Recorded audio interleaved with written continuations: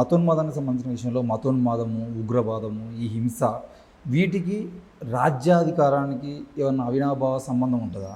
ఇప్పుడు మతోన్మాదము, ఉగ్రవాదము, హింస మనం మత ఉగ్రవాదం కాకుండా మామూలు ఉగ్రవాదం కూడా తెచ్చారా?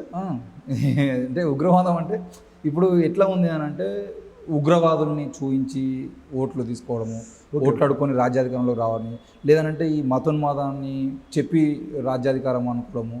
ఈ రాజ్యంలో అధికారం చెలాయించే వాళ్ళు ఎందుకు ఈ హింసకు పాల్పడే, లేదంటే మతోన్మాదాన్ని ప్రేరేపించేటువంటి సంస్థలతో చేతులు కలపడం ఇట్లా ఎందుకు జరుగుతున్నాయి? ఈ అవినాభావ సంబంధం ఎక్కడిది, ఎందుకు ఇట్లాంటివి కొనసాగితే జరిగేటువంటి ప్రమాదం ఎట్లా ఉండే అవకాశం ఉంటుంది?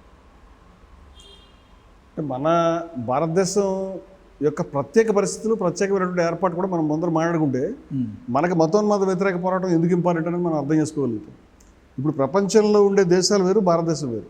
ఓకే, ప్రపంచంలో ఒక దేశంలో ఒక భాష ఉంటుంది. జర్మనీ వాళ్ళకి జర్మన్ భాష ఉంది, ఏదన్నా ఎక్కువగా క్రైస్తవ మతం ఉంటుంది. చాలా చోట్ల ఇదే పరిస్థితి. కానీ భారతదేశంలో సుమారుగా ఒక 700-800 భాషలు ఉన్నాయి. 13-14 అధికార భాషలే కాదు, 700-800 భాషలు ఉన్నాయి. ఇవి నేను అఫిషియల్ రికార్డులే చెప్తున్నాను. ఓకే, ఇన్ని భాషలు ఉన్నది ప్రపంచంలో అక్కడ ఇన్ని విచిత్రమైన సంస్కృతులు ఉన్నాయి. నార్త్ ఈస్ట్లో ఉండేటువంటి సంస్కృతి, కేరళలో ఉండేటువంటి సంస్కృతి, వాయవ్య వైపు ఉన్నటువంటి గుజరాత్లో ఉన్నటువంటి సంస్కృతి, కాశ్మీర్లో ఉండేటువంటి సంస్కృతి, మన ఆంధ్రప్రదేశ్, తెలంగాణ, తమిళనాడు ఏవి కూడా ఒకదానితో కలవు.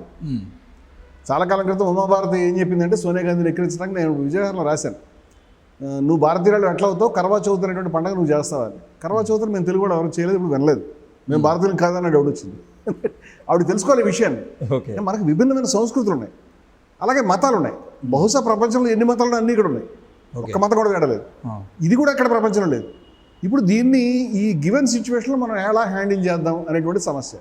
ఓన్లీ మన మతస్థులతోటి, మన భాష వాళ్ళతోటి, మన సంస్కృతి వాళ్ళతో దేశం పెట్టుకుందామంటే, దేశాన్ని మనం 150 ముక్కలు చేద్దామంటే మీరు చెప్పిన సిద్ధాంతాలని పనికొస్తాయి. కానీ మన జాతీయోద్యమ నిర్మాతలు ఆ రోజుల్లోనే ఆలోచించి ఇది సమస్య, అందువల్ల మనం ఏ అడుగు వేసినా సరే వీళ్ళందరినీ కల్పించేటువంటి మాట కావాలి, కల్పించే ఆలోచన కావాలంటున్నాను. ఇది బయట దేశాల వాళ్ళకి అవసరం లేదు, మనకు అవసరం.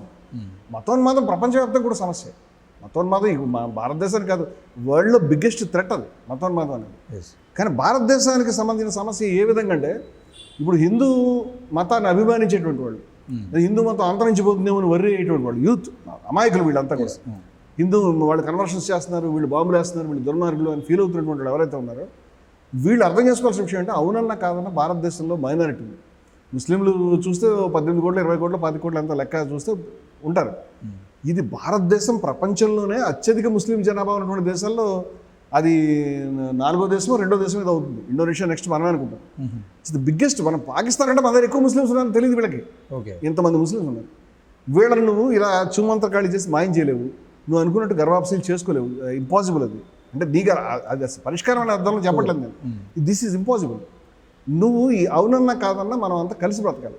కొన్ని రాష్ట్రాల్లో, నాగాలాండ్లో 98% క్రైస్తవులు ఉన్నారు, పంజాబ్లో సిక్కులు ఉన్నారు, కాశ్మీర్ వ్యాలీలో 98% ముస్లిమ్స్ ఉన్నారు. భారతదేశంలో కూడా అనేక జిల్లాల్లో కూడా మనకి రకరకాల కాంబినేషన్స్ ఉన్నారు. ఇప్పుడు భారతదేశంలో ఇస్లాం వచ్చింది ఇవాళ కాదు, నిన్న కాదు, 1300 ఏళ్ల క్రితం. ప్రాఫిట్ తర్వాత ఇమ్మీడియట్గా వచ్చేస్తుంది కేరళకి. చాలామంది అనుకుంటే సింధుకి కాదు, కేరళకి వచ్చింది.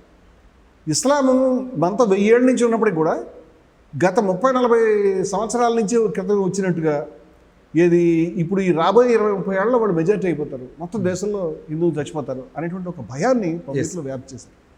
అంటే ఇప్పటిదాకా ఎవడు కాపాడాడు, నువ్వు కాపాడేవా? 1000 ఏళ్ళ నుంచి ఉన్న వాళ్ళతో కలిసిపోయావు, వాళ్ళతో కలిసి నడిచినటువంటి సంస్కృతి ఉంది మాకు. అంటే మనకు అసలు కలిసి నడిచినటువంటి సంస్కృతి లేదు. మనం అసలు మన దేశం అంతా కూడా మొత్తం హిందువులే ఉండేవాళ్ళు అని ఒక విచిత్రమైనటువంటి కల్పనలన్నీ కూడా ప్రజల మనసులో రేకెత్తించి భయం, మతోన్మాదులు ఎప్పుడు కూడా భయాన్ని రేకెత్తిస్తారు.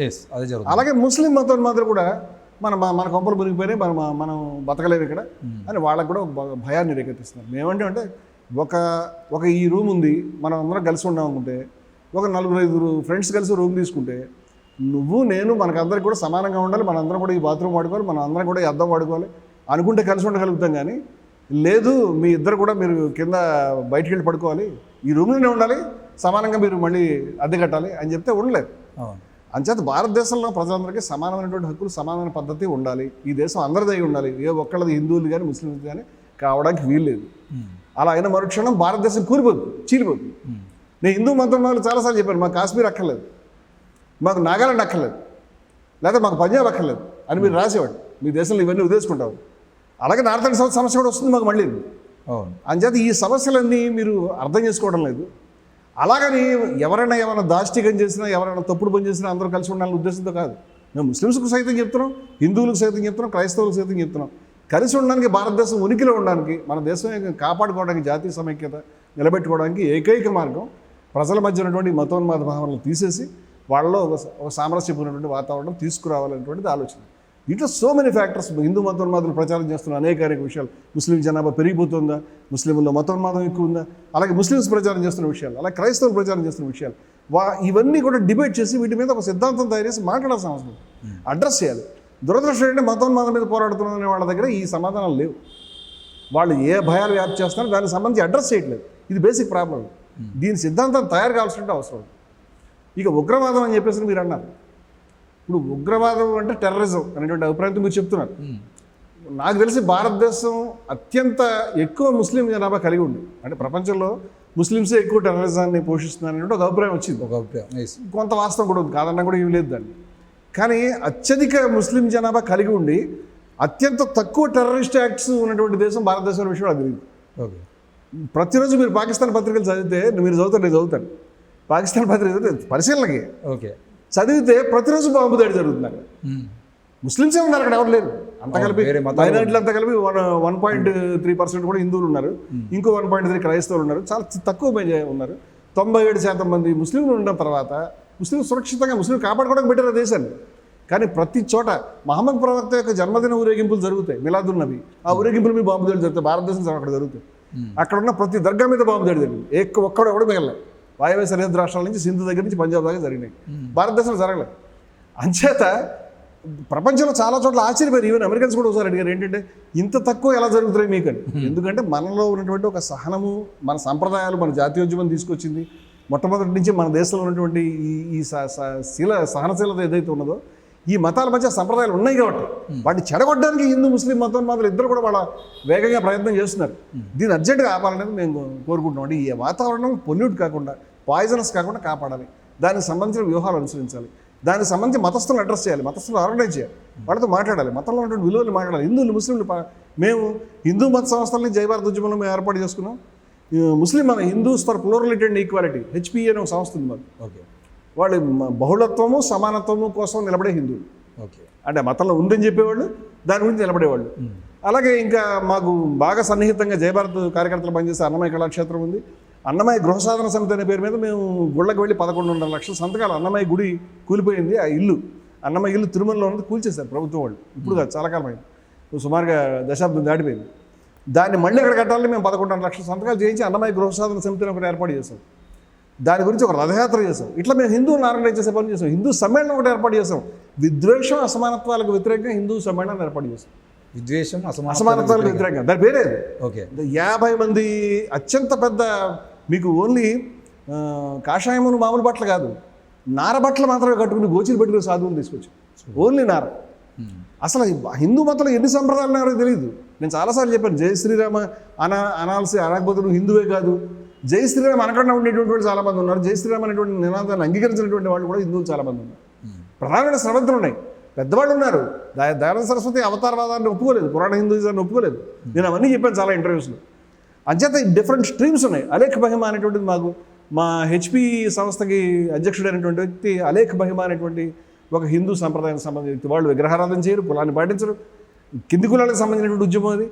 అది ఒరిస్సాను ఉత్తరాంధ్ర ప్రాంతంలో 1000 మంది సాధువులు జీవితాన్ని అంకితం చేసి 45 సంవత్సరాలు సాధువుగా ఉండి కేవలం గోచి పెట్టుకుని భిక్షాటన మీద జీవించినట్టు వ్యక్తి, స్కూల్కి వెళ్ళినటువంటి వ్యక్తి ఇవాళ మా సంస్థకు అధ్యక్షుడు ఆయన HPE. వాళ్ళు ఎంత కఠినమైన నియమాలు పాటిస్తారంటే వెండానికి భయపడతాం మనం. ఇలాంటి సంస్థలు, ఇలాంటి శక్తుల్ని అనేక దున్న యుద్ధాసు పీఠం, మన వీళ్ళందాక మీరు రామేశ్వరం వాళ్ళ కుటుంబం, మేము అన్నమయ్య గృహసాధన సమితి రథయాత్ర జరిపేటప్పుడు మొదటి సంతకం పెట్టించింది వీరబ్రహ్మేంద్ర స్వామి మనవడితోటి, దొన్న యుద్ధాసు మనవడితో పెట్టించి. ఓకే. దొన్న యుద్ధాసు మనవడే జెండా ఊపి రథాన్ని లాగి ప్రారంభిస్తేనే అది స్టార్ట్ అయింది. ఈ సంప్రదాయం ఉంది. మీకంతా కలిసి అయోధ్య రాముడు లేకపోతే జై శ్రీరామ్ ఇది ఒకటే అర్థమైంది మీకు. అది లేదని నేను అంటలేదు, ఉంది. దాంట్లో కూడా మళ్ళీ అబ్జెక్షన్స్ ఉన్నాయి మాకు. దాన్ని కూడా నువ్వు ఎట్లా కమ్యూనలైజ్ చేసావు మేము మాట్లాడగలుగుతాం. ఇటువంటి నినాదాలతో మేము హిందువులు ఆర్గనైజ్ చేయగలుగుతున్నాం. లక్షల మంది వస్తున్నారు, ఏమనమాట లక్షల మంది. మేము మన హైందవ భక్తి కళా సమ్మేళనం పెట్టాం. అది కూడా మళ్ళీ విద్వేషం అసమానత్వాలకు వ్యతిరేకం. అలాగే ముస్లిం మతంలో జయభారత్ ముస్లిం రెవల్యూషనరీ ఫోరం జయమారఫ్ అనేటువంటి ఒక సంస్థ ఉంది. ఇక్కడే మొన్నే భారీ మీటింగ్ ఈ హాల్లోనే గఫర్ ఖాన్ భవన్లో ఇక్కడే జరిగింది. జయమారఫ్ ముస్లిం మతం చెప్తోంది. ముస్లిం మతోన్మాద సంస్థలను నిలదీస్తోంది. ముస్లిం మతోన్మాద సంస్థలకు వ్యతిరేకంగా ముస్లింలు ఆర్గనైజ్ చేస్తుంది. ముస్లింలలో సంస్కర్తలు పుట్టనివ్వట్లేదు వాళ్ళు. ముస్లింలు నాస్తికులు రానివారు, సంస్కర్తలు పుట్టనివారు. ఈ ప్రాబ్లం ఉంది వాళ్ళతో. జవహర్లాల్ నెహ్రూ గారు అప్పుడు ఏం చెప్పాడంటే మీరు 20 ఏళ్ళు వెనకబడ్డారని చెప్పాడు. నేను చాలా మీటింగ్స్ చెప్పాను 20 ఏళ్ళు కాదు, ఈ 70 కలిపితే మీరు 95 ఏళ్ళు వెనకబడ్డారు.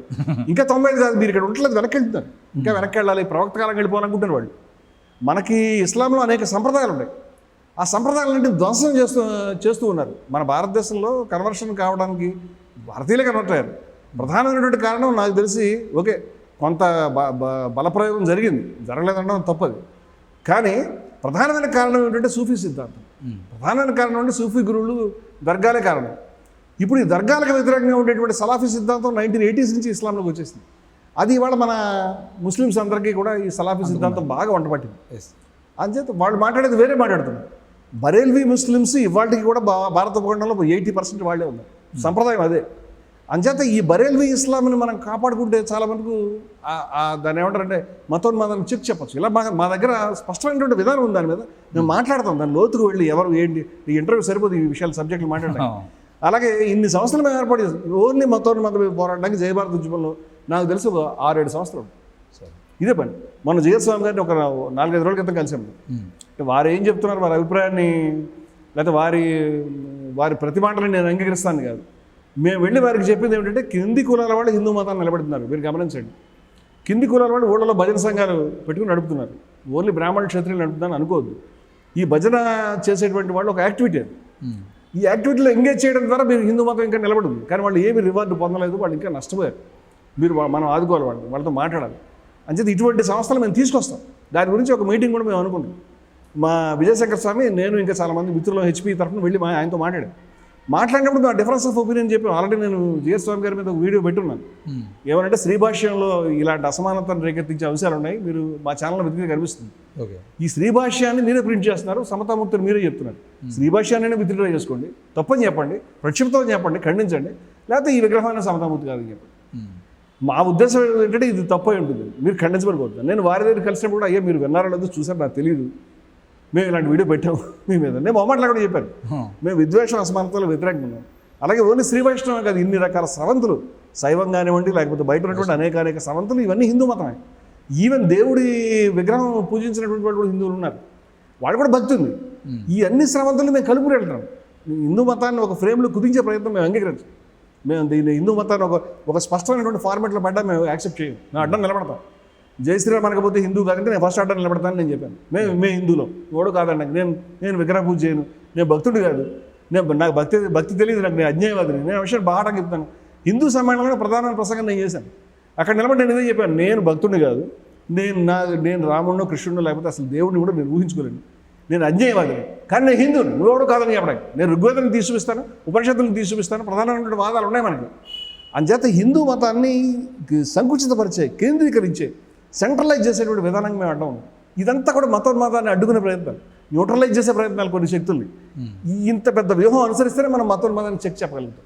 లేదంటే విశాల జనబాహుళ్యాన్ని వాళ్ళకి వదిలేసి మనం ప్రెస్ క్లబ్లో ఒక మీటింగ్ పెట్టుకుని ఖండిస్తే మనం అక్కడే మిగులుతాం.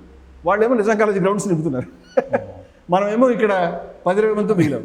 దీన్ని లక్షల మంది దగ్గరికి, కోట్ల మంది యూత్ దగ్గరికి, జనాల దగ్గరికి తీసుకెళ్ళి ఆ కౌంటర్ ఆర్గ్యుమెంట్ చెప్పి వాళ్ళని సమాధాన పరిస్థితిని హిందూ ముస్లిం యువతరాన్ని, హిందూ ముస్లిం జనబాహుళ్యాన్ని మనం అడ్రస్ చేయగలిగితే డెఫినెట్గా మతోన్మాదాన్ని మనం ఆపచ్చని మా ఉద్దేశం.